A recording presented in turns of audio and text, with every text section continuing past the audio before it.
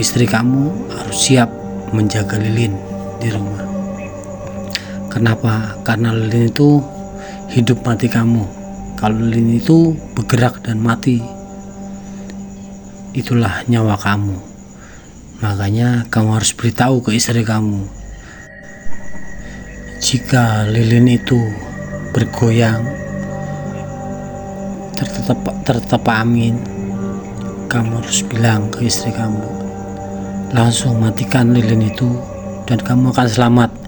Jika istri kamu lalai, lilin itu terus bergoyang dan mati sendiri, itulah nyawa kamu akan melayang, karena kamu ketahuan oleh warga atau oleh yang punya rumah yang kamu ambil duitnya.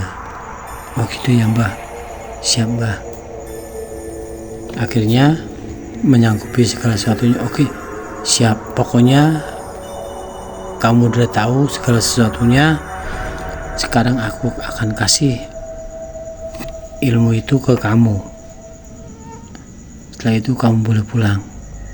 Ya Mbah, terima kasih Mbah. Akhirnya babi yang besar itu menghilang dan si Maji itu kembali seperti manusia biasa. Dan setelah itu si mbah dukunya itu datang dan menghampiri si Maji. Gimana Mas, udah selesai? Udah Mbah, udah selesai. Yaudah kita keluar. Akhirnya keluar dan menghampiri si Dani itu yang mengantarnya. Mas Dani, ini teman kamu si Maji udah selesai. Mulai besok siapkan ruangan kosong dan lilin dalam ruangan itu, dan berbagai macam peralatan lah, kayak model kembang 7 rupa atau kopi hitam atau apalah seperti itu, harus ada situ yang diminta oleh makhluk halus itu. Oh iya siap Mbah, siap Mbah. Akhirnya si Maji dan si Dani pulang, dan tidak lupa lah memberi ongkos lah ke Mbah Dukun itu untuk ngopi. Kasih, setelah itu keluar, itu semua dananya si Dani. Dia pulang dan dalam perjalanan berbincang lah sama si Dani. Dan kenapa kamu gak bilang dari awal? Kalau tahu dari awal, aku belum janji sama istriku sama anakku, aku tolak lah. Ya ini namanya juga mencari uang, mencari rezeki dengan singkat seperti ini. Coba kalau kamu pikir dengan halal kamu cari, apakah bisa dapat uang sebanyak itu? Coba kamu pikir, anak kamu, apa kamu mau anak kamu nggak lulus, nggak sekolah lagi setelah SD? Ya udahlah. Akhirnya pulang si Maji dan si Dani pulang ke rumah masing-masing. Dan pulang ke masing-masing, si Maji langsung sampai ke rumah. Assalamualaikum. Waalaikumsalam. Oh Mas sudah pulang? Udah akhirnya bilang ke istrinya, empat mata nih, siapa namanya, anaknya udah tidur lah. Dek, ini loh, Mas mencari rezeki seperti ini bukan semata-mata buat Mas, ini hanya untuk anak-anak. Karena Mas kerjanya seperti ini, mohon maaf Dek, Mas mencari rezeki jalan pintas seperti ini, mencari pesugihan.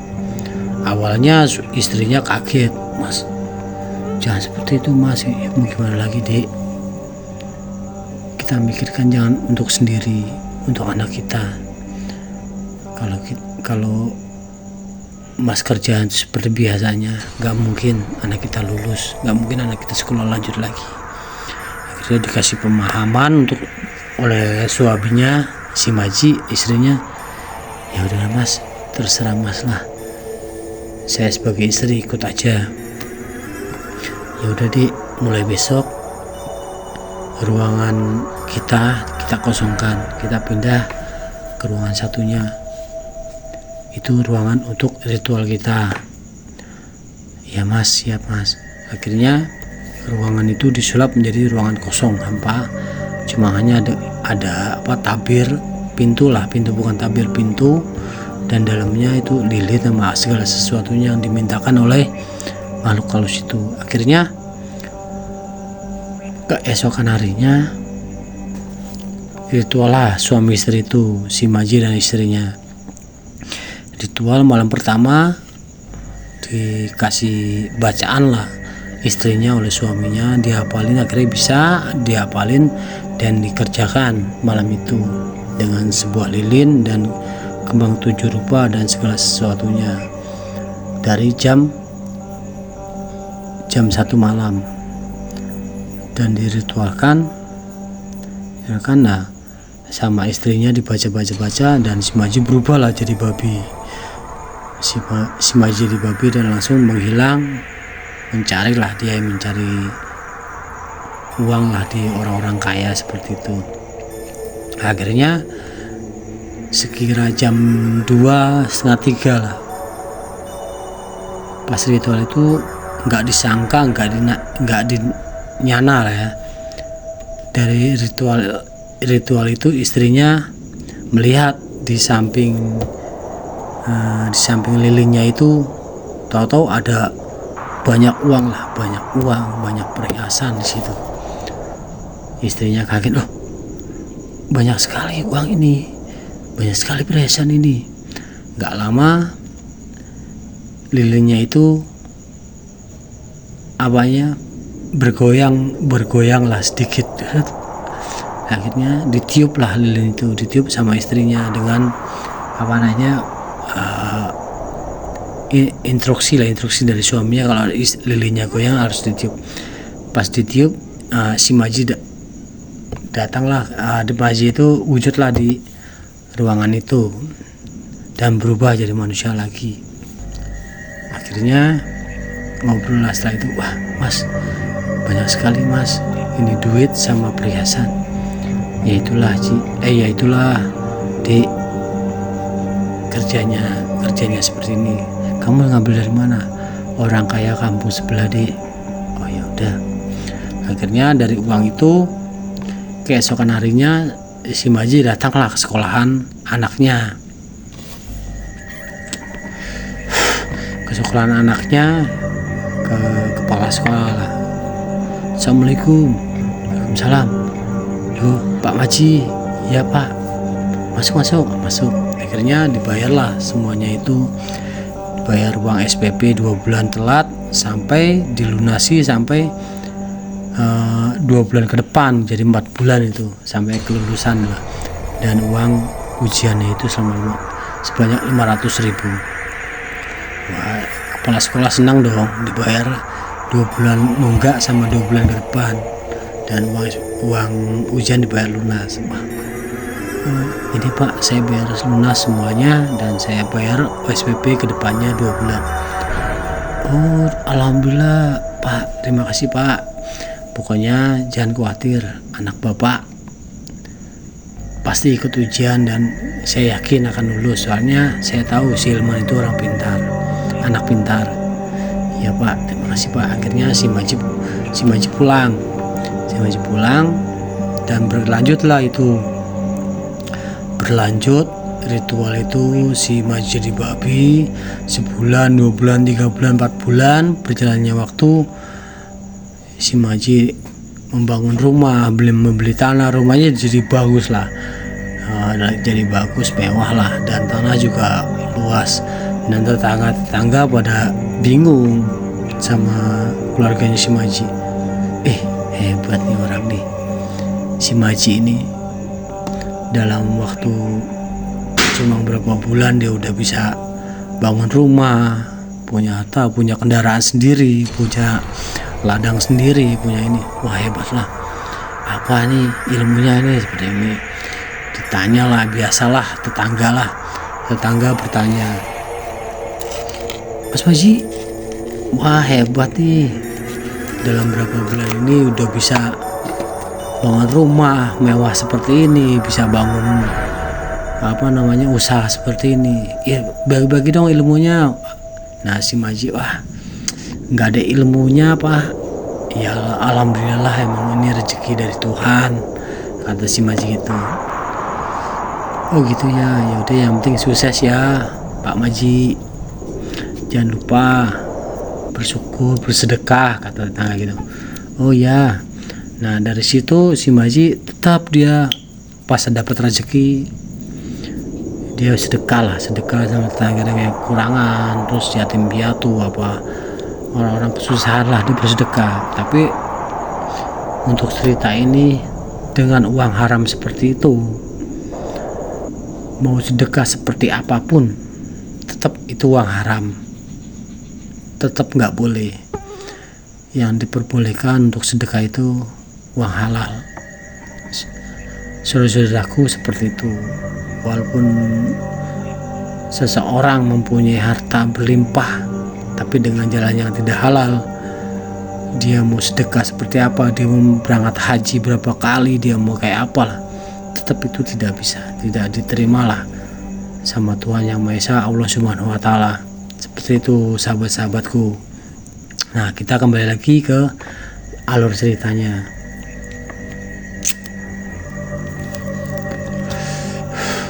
Nah, genaplah dalam setahun ini Maji dapat bisikan lah dari makhluk gaib. Mana tumbalmu Maji, sudah setahun ini genap. Nah si Maji bangun dalam mimpinya itulah, dalam mimpinya kaget Maji, oh iya aku belum ngasih tumbal. Akhirnya Maji dengan cekatan lah, dia punya anak buah lah ya, anak buah dalam pekerjaannya sengaja itu dia punya sepeda motor, disuruh lah anak buahnya,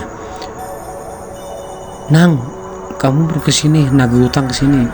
Padahal dari seruannya itu udah direncanakan di dalam perjalanan itu motornya dibikin segala sesuatunya, makanya entah itu remnya diblongin, entah itu bensinnya apa gimana lah, nggak tahu lah ya.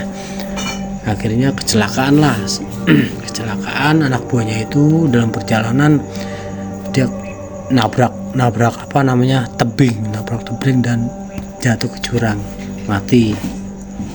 Dan itulah tumbal pertama dalam setahun itu. Nah setelah tumbal pertama sukses, menjalanilah Maji tenang dalam istilah kata, udah memberikan tumbal. Nah tumbal kedua dalam perjalanan setahun kedepannya itu ditagih lagi. Hai Maji, mana tumbal selanjutnya? Maji linglung, bingung. Wah, anak buahku susah untuk disuruh, susah untuk timlah. Akhirnya kan anak buahnya karena susah disuruh, mungkin dalam desas-desus anak buahnya udah tahu lah, bosnya si Maji ini melakukan ritual yang nggak bener, melakukan ritual yang sesat lah gitu. Akhirnya anak buahnya satu persatu keluar. Akhirnya nggak ada lah anak buahnya. Akhirnya Maji berjalan dengan sendirinya. Usaha itu walaupun tetap berjalan, si Maji bingung siapa nih tumbal. Akhirnya setelah ditegur itu sehari 2 hari, nah makhluk itu marah lah sama Maji. Dalam mimpinya sekali 2 kali didatangi, mana Maji, mana tumbalmu, kalau tidak keluarga kamu yang kena. Di situ anak-anaknya yang namanya si Hilman itu udah kelas 2 SMA. Akhirnya Maji belum dapatkan tumbal karena Maji nggak menumbalkan keluarganya. Dia masih sayang banget keluarganya, apapun dilakukannya, tapi jangan sampai keluarganya lah yang kena tumbal. Akhirnya makhluk itu kehabisan inilah kesabaran ibaratnya ya. Akhirnya untuk detik ini, besok kalau kamu nggak bisa memberikan tumbal buat saya, keluarga kamu salah satu yang akan saya jadikan tumbal. Maji bingung bukan kepalang, apapun diusahakan tetap nggak dapat tumbal. Akhirnya anaknya berangkat sekolah karena udah kehidupannya udah tinggi lah, udah lumayan tinggi. Anaknya kan dapat motor sport lah, itu kabar motorsport. Anaknya berangkat sekolah, pas kelas 2 itu berangkat sekolah naik motor, nggak disangka naik motor kencang sekali, dan ternyata pas tikungan di suatu perjalanan berangkat ke sekolah, menuju sekolah, remnya belum dan dia menabrak sebuah pohon. Akhirnya disitulah anaknya tewas, anaknya meninggal. Si Maji dapat kabar dari dari warga sekitar, dari kepolisian, bahwa anaknya meninggal nabrak sebuah pohon, meninggal. Dan Maji stres sekali di situ. Akhirnya Maji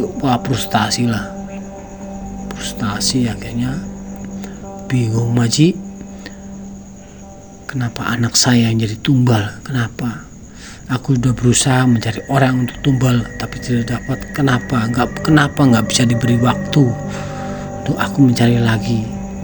Si iblis itu tertawa dengan terbawa. Kamu ini Maji nggak bisa dipegang omongannya. Kalau dia ayo A, B, yo B, kenapa kamu nggak mau mencari tepat waktu? Udah saya kasih waktu tenggang selama 3 hari 4 hari. Akhirnya Maji menangis, duduk terdiam di rumahnya. Akhirnya anaknya meninggal dikubur. Akhirnya istrinya bilang, Mas, aku tahu anak kita meninggal karena tumbal pesugihan kita. Ya mau gimana lagi, Dik? Aku udah mencari kesana kemari untuk tumbal tapi tidak dapat juga. Mungkin ini balasan dari Tuhan untuk kita. Sengaja tidak diberikan orang lain untuk menjadi tumbal, untuk kita sadar jalan kita ini salah. Iya Mas, terus harus gimana Mas ke depannya? Gini aja Dik, sebelum ada tumbal lebih lagi untuk keluarga kita, entah kamu atau aku harus menghentikan perjanjian ini. Akhirnya si Maji ini datanglah ke temannya, sahabatnya itu si Dani, bilang, Dan, ini aku sudah cukup lah untuk masalah ini, aku nggak meneruskan lagi. Soalnya tumbal ini mengenai ke anakku, karena aku sudah tidak bisa mencari tumbal lagi. Loh, nggak bisa seperti itu Ji, ini udah nggak bisa lah, pokoknya kamu harus bilang langsung ke mbahnya. Kalau untuk masalah aku nggak bisa. Oke lah, Dan, anterin aku ke mbahnya. Oke, aku anterin besok kita. Akhirnya esokan harinya berjalan lah si Maji dan Dani ke mbahnya. Mbah, pas ketemu mbah, aku mau berhenti dalam ritual ini Mbah, aku mau berhenti dalam syarat ini. Lo nggak bisa seperti itu Mas Maji, ini udah dalam perjanjian kita ke makhluk gaib ini, nggak seperti perjanjian kita manusia ke manusia, beda lagi Mas Maji, ini beda lagi, ini udah belum terikat dalam darah. Terus gimana lagi Mbah? Ya udah gini aja, kamu bisa menghentikan segala sesuatunya ini, tapi kembali lagi harta kamu akan habis dengan cara apapun, kamu akan kembali miskin lagi. Ya nggak apa-apa Mbah, saya hidup di sini cuma sama istri saya. Kalau miskin saya nggak masalah Mbah, karena sudah tidak ada anak saya lagi. Soalnya lagi itu saya perjuangkan karena untuk anak saya, karena anak saya sudah tidak ada. Ya udah, terserah Mbah, mau miskin pun saya pasrah. Ya udah kalau gitu. Akhirnya mbahnya ritual dan sama makhluk itu ya udah nggak masalah. Dan dengan waktu yang kurang dari 2 bulan apa 3 bulan tuh hartanya habis, entah itu usahanya bangkrut, entah itu banyak ada yang sakit, istrinya sakit, gini-gini, pokoknya habis lah. Dan kembali lagi miskin si Maji itu, dan istrinya kembali lagi miskin. Dan datanglah seorang kiai datang ke rumahnya si Maji ini, nggak sengaja lah ketemu di jalan sama si Maji bilang sama Pak Yai, dari mana Pak Yai? Oh ini Mas Maji dari masjid. Pak Yai sama cerita gini tentang kehidupan saya. Oh yaudah, cerita di rumah aja, jangan di jalan, nanti takut fitnah. Akhirnya Maji ngajak kiainya itu ke rumah. Oh diceritakanlah cerita ini ke Maji, ke kiainya si Maji ini. Oh gitu ceritanya. Ya udah Mas Maji, ini kan sudah terjadi, Mas Maji banyak istighfar dan bertobat kepada Allah Subhanahu wa Ta'ala, minta permohonan lah, mohon maaf segala macam. Karena apa? Tuhan Allah Subhanahu wa Ta'ala Maha Pemaaf, Maha Penerima ampunan umatnya. Iya Pak Kiai, terima kasih Pak Kiai. Akhirnya di situ si Maji dan istrinya bertobat, istilahnya rutin menjalankan sholat, ngaji, terus segala tentang keagamaan lah ya, pengajian atau apalah kayak gitu. Akhirnya setelah itu pengajian itu si Maji sedikit demi sedikit dapatlah kerjaan dan yang lumayan itu. Dan Maji tidak lupa anak buahnya yang dulu pernah dia jadikan tumbal, keluarganya disantuni setiap bulan. Karena kan anak buahnya itu dia juga punya orang tua, dia anak buahnya itu bujangan, dia punya orang tuanya disantuni tiap bulan seperti itu. Dan alhamdulillah hiduplah dengan normal si Maji dan istrinya, dan mengakui dosa-dosanya dan bertobat. Alhamdulillah semuanya sudah hilanglah dari pengaruh-pengaruh jin setan itu. Dan sekian dari cerita saya, semoga kita bisa ambil hikmahnya dari cerita ini, ambil sisi positifnya dan buang sisi negatifnya. Dan dari saya mohon maaf jika ada salah kata dan penyampaian cerita. Akhir kata, wassalamualaikum warahmatullahi wabarakatuh. Om Swastiastu, Namo Buddhaya. Sampai jumpa di video selanjutnya. Ciao.